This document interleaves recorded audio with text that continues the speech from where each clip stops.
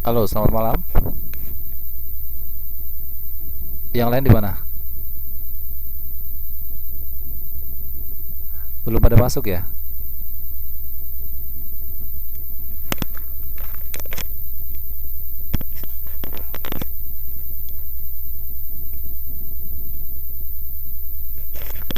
Baik, kita tunggu aja bentar lagi ya. Nggak enak kalau misalnya belajar cuma sama dua orang.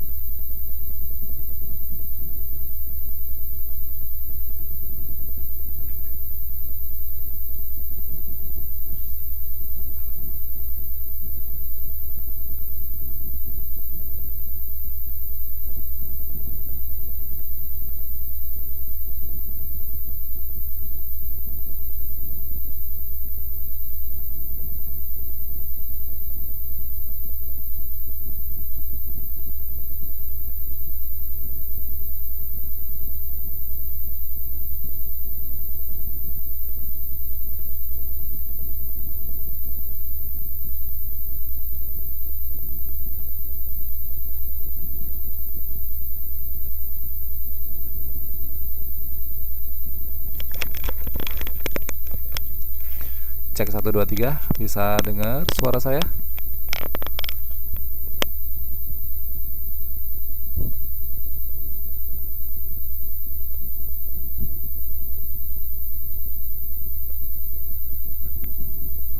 Oke, kita akan mulai dalam 1 menit ke depan. Ini kayaknya baru pada masuk.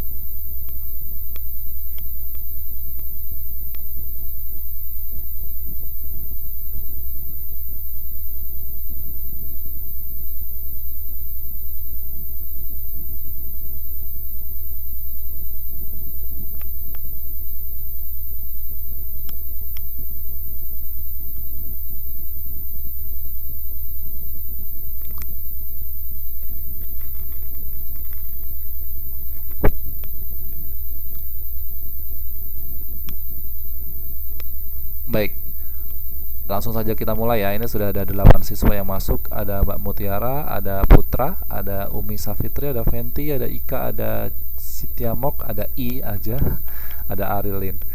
Baik, karena waktu kita singkat untuk malam hari ini, saya kira bisa kita mulai malam hari ini sekarang ya. Sekarang kita mulai ya. Assalamualaikum warahmatullahi wabarakatuh. Saya ucapkan selamat malam dan selamat datang di kelas saya, di kelas sosiologi untuk program belajar kejar paket C kesetaraan Taiwan kelas 11 semester 3. Setelah pertemuan terakhir kemarin kita ketemu di hari Jumat untuk pelajaran bahasa Indonesia dan PPKN. Alhamdulillah kita diberikan kesempatan untuk bertemu lagi di malam Selasa, hari Senin malam, untuk pelajaran sosiologi di pertemuan pada malam hari ini. Dan saya ingatkan juga kepada teman-teman sekalian bahwa malam hari ini kita sudah masuk pertemuan yang ke-7. Itu artinya sudah separuh perjalanan kita lalui dalam semester 3 ini. Itu artinya juga kalian nanti akan segera mendapatkan informasi untuk mengerjakan soal ujian tengah semester sebagai evaluasi setengah perjalanan semester. Untuk soalnya sudah saya persiapkan, ada 25 soal. Kalau nanti tidak ada revisi dari akademik akan segera saya kirimkan. Untuk materi sosiologi nanti akan sudah saya buat soalnya hingga pertemuan malam hari ini. Jadi nanti konflik sosial ini bisa digunakan ya, artinya itu masuk menjadi bahan materi untuk ujian tengah semester. Jadi nanti kalian belajarnya hingga konflik sosial ini ya, dan materi-materi sebelumnya. Baik, sebelum kita mulai materi pada malam hari ini, mari kita sama-sama buka kelas sosiologi pada malam hari ini dengan berdoa menurut keyakinan dan agama kita masing-masing. Berdoa, saya persilahkan.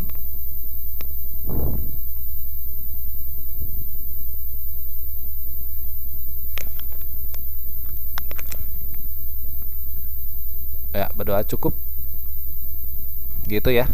Nanti kita tinggal tunggu informasi dari Pak Faris selaku ketua bidang akademik untuk waktu ujian tengah semesternya kapan ya. Hanya untuk sedikit bocoran, jadi teman-teman sekalian bisa bersiap-siap untuk belajar dan menghadapi ujian tengah semester.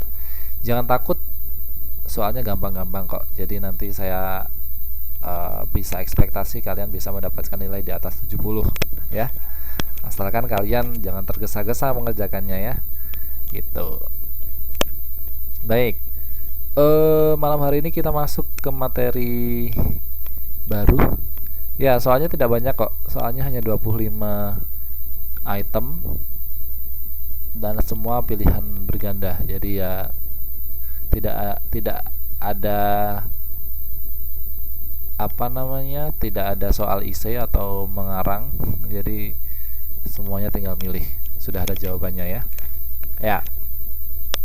Malam hari ini kita masuk ke bab baru, dimana kemarin kalau kita sudah membahas tentang status dan struktur sosial, kita akan bahas materi baru terkait dengan konflik sosial. Nah, ini biasanya kenapa jadi begini ya? Ngeblok. Oh, salah. Ini harusnya. Oke. Kalau kemarin kita sudah bahas tentang struktur sosial dan status sosial, pada malam hari ini kita akan masuk di materi baru, di mana materi tersebut adalah terkait dengan konflik sosial. Langsung ke materi, jadi pendahuluan tersebut ya. Pendahuluan terlebih dahulu, mohon maaf ketetet ngomongnya. Ya, kemajemukan masyarakat ya, kemajemukan itu artinya berbeda-beda ya, bermacam-macam jenisnya gitu ya. Itu namanya majemuk. Jadi tidak sama. Jadi kemajemukan masyarakat dengan segala perubahan baik sosial maupun budaya yang terjadi dalam kehidupan tersebut itu merupakan potensi sosial yang dapat memicu munculnya konflik dalam masyarakat. Jadi kalau kalian pikir ya, coba kalian cermati lagi bahwa terjadinya konflik ya, konflik antara satu orang dengan orang yang lain ataupun terjadinya konflik itu sendiri itu pasti awalnya karena adanya perbedaan. Entah itu adanya perbedaan pendapat atau perbedaan kepentingan ataukah perbedaan visi dan misi. Kalau perbedaan itu tidak sesuai dengan apa yang kita pikirkan, berarti kita akan terjadi konflik. Ya, gitu. Nah, Indonesia yang kita tahu, yang kita pahami bahwa Indonesia itu terdiri dari berbagai macam hal yang berbeda-beda, suku, bahasa, kemudian budaya, itu paling mudah atau paling rentan terjadi konflik. Nah, itulah. Jadi kemajemukan masyarakat Indonesia itu paling rentan terjadi konflik karena kita berbeda. Kadang visi tidak sama, pendapat tidak sama, apapun itu yang tidak sama dengan apa yang kita pikirkan atau apa yang menjadi tujuan kita, itu akan menjadi konflik. Konflik itu adalah pertentangan antara anggota masyarakat dalam mencapai tujuan yang disertai dengan tindak kekerasan dan cenderung bersifat destruktif atau merusak. Jadi yang namanya konflik itu biasanya adalah pertentangan antara satu orang dengan orang yang lain, karena masalahnya sepele biasanya, hanya tidak sama visi, tidak sama tujuan ya. Untuk mencapai sesuatu ya, biasanya tujuannya itu berbeda atau yang dilakukan tuh caranya berbeda, itu biasanya terjadi konflik. Nah, konflik itu sering ditampilkan atau diungkapkan dengan cara kekerasan, dan biasanya kekerasan itu biasanya bersifat merusak. Entah itu perusakan yang bisa bersifat fisik yang bisa kita lihat, misalnya barang-barang, ataupun kerusakan atau merusak yang lainnya, misalnya psikososial, jadi sakit hati dan sebagainya. Nah, itu namanya konflik.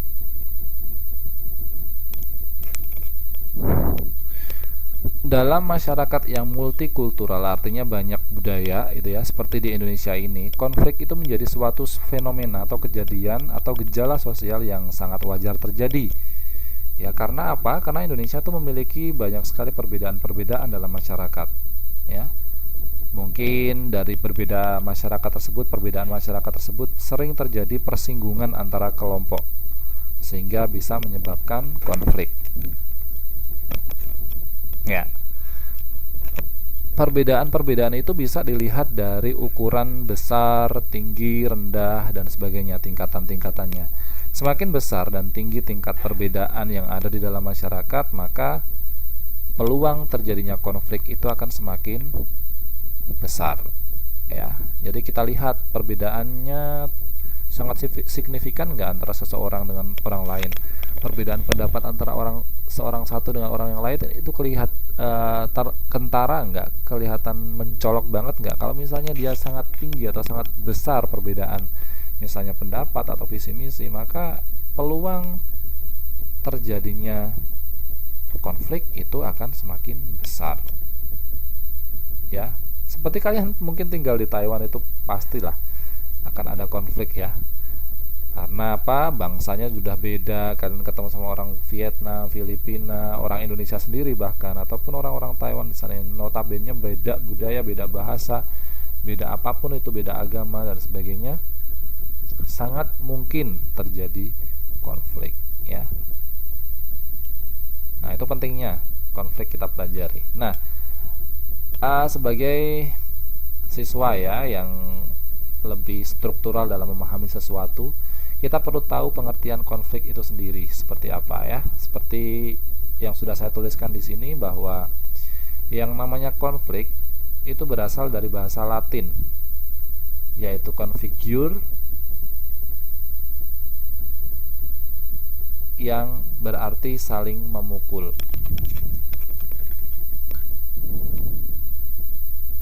Oh, malah dengan negara lain akur semua, tapi sama orang Indonesia malah nggak akur ya? Ya, ya itu juga bisa terjadi Mbak, karena memang yang jelas itu karena adanya perbedaan. Entah itu perbedaan apa? Mungkin perbedaan pendapat, perbedaan argumen, perbedaan tujuan ya. Banyak sekali itu yang kemungkinan menimbulkan konflik. Nah, kenapa bisa Fenty sama Hanifah sering konflik? Ya, konfliknya kan nanti ke arah yang baik ya, Mbak ya. Konflik perdebatan untuk menyelesaikan soal matematika misalnya gitu. Ya itu nggak apa-apa, baik. Tapi kalau konflik perebutan pacar, wah, nah ini yang apa namanya, yang jadi masalah. Atau rebutan Mas Anto, enggak ya? Nggak usah rebut-rebutan pacar lah, cari sendiri-sendiri aja. Oke, kita lanjutkan ya.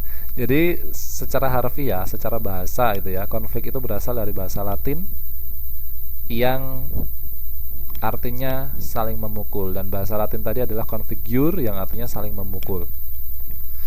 Secara sosiologi, konflik itu merupakan proses sosial di mana terdapat gejala-gejala untuk menyingkirkan pihak lain dengan jalan menghancurkannya. Nah, ini lebih parah ya pengertiannya ya. Dari ilmu sosiologi itu menyebutkan bahwa namanya konflik itu adalah proses sosial di mana seseorang itu cenderung untuk menyingkirkan orang lain untuk mencapai tujuan dan menghancurkannya. Itu namanya konflik. Kemudian Suryono Sukonto menyebutkan bahwa konflik itu merupakan suatu proses sosial di mana individu atau kelompok itu berusaha untuk memenuhi tujuannya dengan cara menentang pihak lawan yang disertai dengan ancaman atau kekerasan. Jadi tadi apa? Bisa diartikan sebagai menyingkirkan pihak lain, menghancurkan pihak lain. Konflik itu juga bisa diartikan sebagai penentangan ya, menentang pihak lawan, kemudian penentangan yang dilakukan dengan cara kekerasan ataupun dengan ancaman ya, itu namanya konflik. Jadi kalian sudah paham ya? Ya. Apa sebenarnya menjadi penyebab konflik atau faktor-faktor yang bisa menyebabkan konflik? Ya, ini yang bisa menjadi konflik adalah adanya permasalahan atau perselisihan. Biasanya konflik itu dipicu dari permasalahan atau perselisihan. Jadi tidak sama visinya, tidak sependapat, tidak sepikiran ya. Untuk menyelesaikan soal matematika misalnya antara Mbak Mutiara sama Mbak Tari misalnya ya. Dua orang ini lagi duduk berdua itu lagi belajar di bawah pohon misalnya. Mbak Tari itu menyelesaikan apa ya? 10 itu adalah 5 ditambah 5 itu penyelesaiannya. Kemudian siapa tadi saya memberikan contohnya Mbak Tari sama Mbak Fenty ya. Misalnya itu lagi duduk berdua ya. Nah, misalnya Mbak Tari ini menyelesaikan soal matematika 10 itu asalnya dari 5 tambah 5. Tetapi Mbak Fenty itu menyebutkan bahwa 10 itu adalah 9 dikurangi 1. Itu kan beda pemikiran ya, tetapi tujuannya sebenarnya sama. Nah, itu juga bisa loh jadi perselisihan gitu ya, karena tidak sama pendapatnya, tidak sama pemikirannya. Nah, hal-hal seperti itu yang menjadikan biasanya konflik terjadi. Mbak Fenty tidak terima bahwa acara yang disampaikan itu ditentang oleh Mbak Tari yang tadi 5 tambah 5 ya. Mbak Fenty menyebutkan 9 kurang 1 itu adalah 10. Tidak terima satu sama lain, akhirnya terjadi konflik ya. Atau bisa 11 kurang 1 dan sebagainya. Nah, itu kan tidak sama pemikiran. Nah, akhirnya terjadi konflik. Maunya individu itu adalah sama pemikiran sehingga tidak terjadi konflik. Kemudian ada faktor atau penyebab konflik yang lain. Pembagian sumber daya ekonomi, sosial, politik yang tidak secara merata. Biasanya itu terjadi konflik. Misalnya di suatu wilayah ya, di Jakarta sama di Jogja misalnya gitu. Masalah BBM atau bensin, bahan bakar minyak ya. Di sama-sama Jogja sama Jakarta itu kalau sekarang tuh sama-sama padat ya penduduknya, banyak sekali pendatang.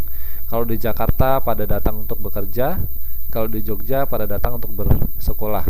Nah, pemerintah itu menyuplai bahan bakar minyak itu lebih besar di Jakarta ya. Di Jogja diminim-minimkan. Nah, itu kan tidak adil atau tidak merata, sehingga itu bisa menjadi pemicu konflik. Ya. Karena tidak meratanya sumber daya ekonomi, sosial, politik yang diratakan ke wilayah-wilayah tertentu. Nah, kalian juga perlu perhatikan bahwa konflik itu terkadang juga memiliki sisi positif. Yang pertama, memperkuat solidaritas antara intern kelompok. Jadi kalau misalnya konflik itu terjadi dalam sebuah kelompok, itu akan memperkuat solidaritasnya, di mana mereka akan bersama-sama mencari solusi bagaimana bisa menyelesaikan masalah tersebut dengan bersama-sama memikirkan solusinya dan sebagainya. Kenapa sih harus konflik gitu ya? Kita selesaikan aja, selama masih bisa diselesaikan kenapa harus konflik? Nah, itu bisa menjadi penguatan solidaritas yang baik.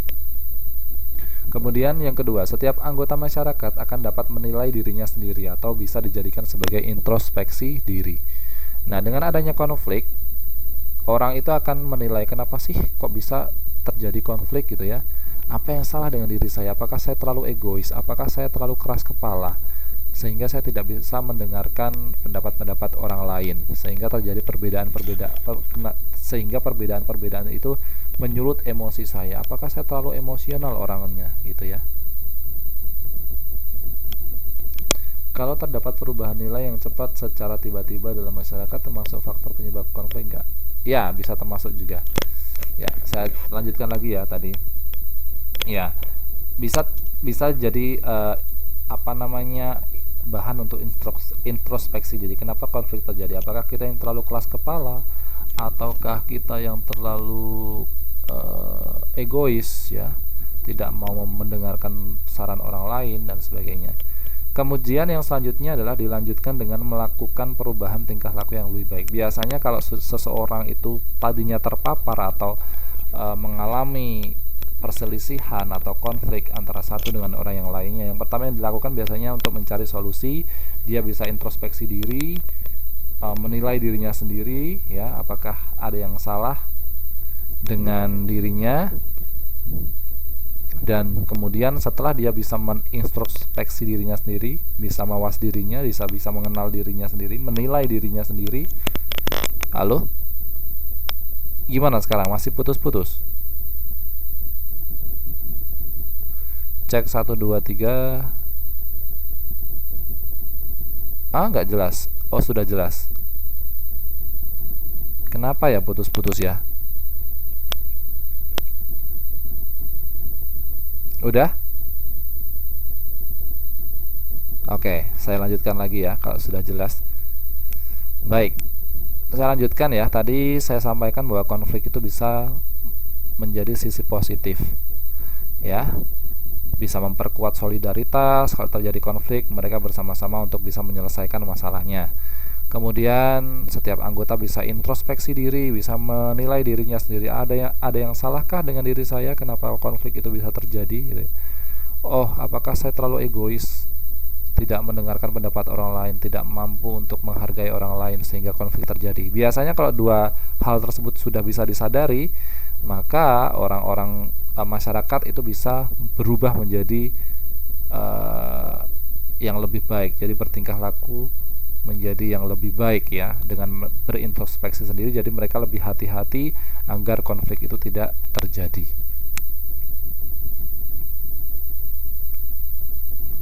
Nah, ini secara detail akan saya sampaikan terkait dengan faktor-faktor penyebab konflik.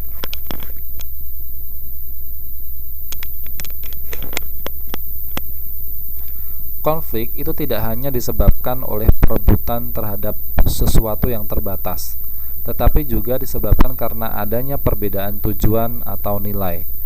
Jadi tidak hanya merebutkan sesuatu hal yang terbatas, misalnya pacarnya cuma satu diperebutkan sama dua orang ya. Tidak hanya itu saja yang bisa menyebabkan konflik, tetapi tujuan berbeda pun bisa menjadi konflik. Misalnya Mbak Aril sama Mbak Tari ya, lagi-lagi berjalan berdua ya bareng. Yang satu ngotot pengen ke Taichung, yang satu ngotot pengen ke Kaohsiung. Tujuannya beda tuh. Enggak ke Kaohsiung saja, enggak ke Taichung saja atau ke Tainan saja. Loh kenapa? Enggak, Kaohsiung tuh lebih bagus, Tainan tuh lebih bagus misalnya. Wah, berbeda pendapat kan, itu bisa terjadi konflik. Begitu ya. Jadi tujuannya berbeda bisa jadi konflik. Tidak hanya memperebutkan satu hal yang terbatas, misalnya tadi pacarnya cuma satu kemudian diperebutkan oleh dua orang, gitu. Enggak cuma itu saja, tapi tujuan berbeda pun juga bisa menjadi konflik. Kemudian yang kedua, jenis konflik yang ada di dalam masyarakat itu banyak sekali, tidak hanya satu jenis. Misalnya dari perkelahian antar pribadi hingga kerusuhan massal hingga sampai perebutan kekuasaan ya. Jadi konflik-konflik yang ada dalam masyarakat itu bisa bermacam-macam. Hingga yang bersifat pribadi kemudian bersifat massal atau kelompok itu ya, yang lebih luas, atau bisa yang lebih luas lagi ya, lingkupnya bisa berbangsa, bernegara gitu. Nah, itu konflik-konflik yang biasanya terjadi di dalam masyarakat.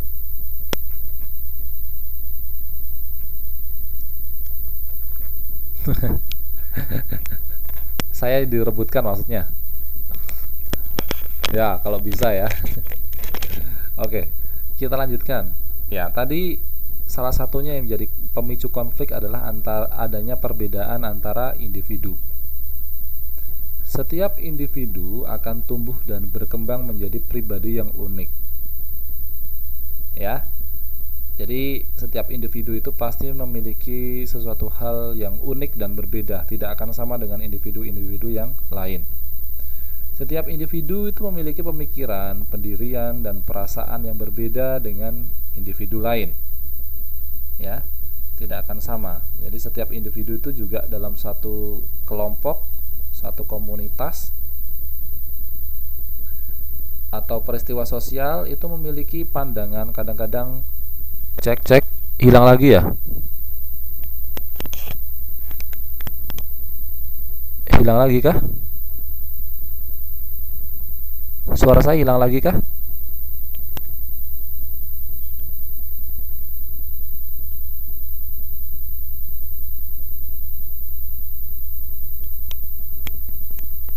Hilang, bisa dengar ya?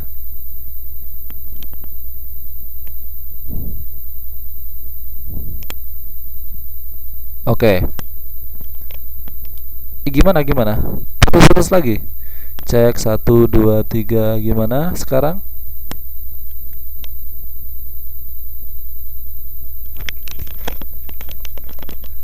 Wah, banyak kendala ya. Sinyalnya kali ya, sinyal saya kali ya. Tapi di sini hijau loh sinyalnya. Gimana sekarang? Sudah ya? Nah, kayaknya sudah ini. Sudah bisa jelas. Belum jelas. Agak mendingan. Waduh, kenapa ya? Sekarang ini icon mikrofonnya sudah naik turun kok. Oh, sinyalnya cemburu gara-gara ada perebutan tadi ya. Baik, kita lanjutkan lagi. Ya, setiap orang dalam komunitas, dalam kelompok atau peristiwa tadi ya, kadang-kadang memiliki persepsi, pandangan yang berbeda-beda dalam menanggapi suatu hal dan peristiwa. Nah, perbedaan pandangan dan persepsi ini pemicu konflik sebenarnya ya.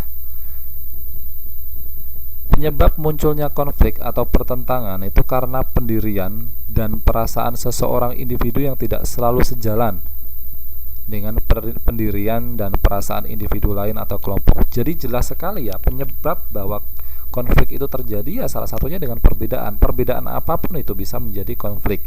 Apalagi kalau perbedaan perasaan, perbedaan pendirian ya. Karena perasaan seseorang dengan pendirian seseorang dengan pendirian orang lain itu akan berbeda-beda. Sehingga ketika terjadi perbedaan pendirian, perbedaan perasaan, itu akan memicu pertentangan yang akhirnya bisa menjadi konflik. ya.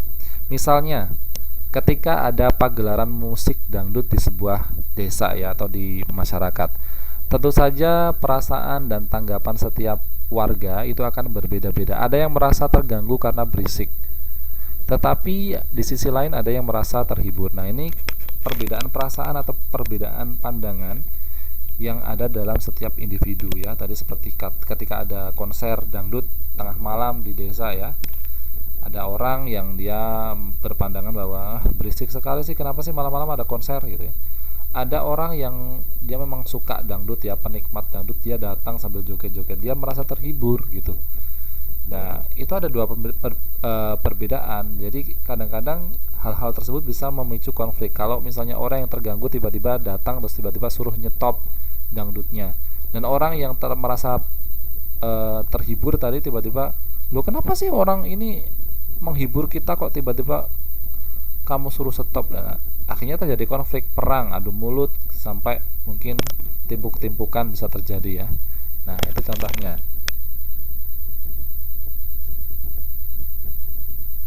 Oke, waktunya tinggal 5 menit. Nah, sebentar lagi selesai kok.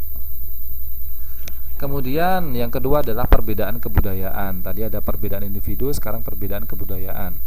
Perbedaan kepribadian dari orang perorangan tergantung pula dari pola-pola kebudayaan yang menjadi latar pembentukan serta perkembangan kepribadian seseorang tersebut ya. Misalnya, seorang individu yang dilahirkan dan dibesarkan di pedesaan akan memiliki kepribadian yang mandiri, berjiwa sosial, menghormati orang lain, toleransi, dan lain sebagainya. Saya tambah ya waktunya ya. Ini waktunya nggak cukup dah. Saya tambah 5 menit deh. Ya. Jadi saya ulangi lagi ya, adanya perbedaan kebudayaan. Seperti di Indonesia, banyak sekali budaya-budaya yang ada di Indonesia yang jika disatukan bisa menjadi konflik sebenarnya, karena ada perbedaan adat istiadat, kebudayaan gitu ya. Bagaimana cara seseorang memandang suatu masalah. Seperti ini, seperti contoh berikut ini. Seorang individu yang lahir dan dibesarkan di pedesaan akan memiliki kepribadian yang cenderung mandiri, berjiwa sosial, menghormati orang lain, serta toleransi. Jadi kalau kita lihat orang-orang desa itu ya tiba-tiba pergi ke kota ya, kita akan melihat perbedaannya. Kalau kita bandingkan dengan orang-orang kota, mereka akan santun ya, toleransi, kemudian menghormati orang lain, karena mereka dididik hidup bertetangga yang masih memperhatikan lingkungan tetangganya, menghargai dan menghormati gitu. Ketika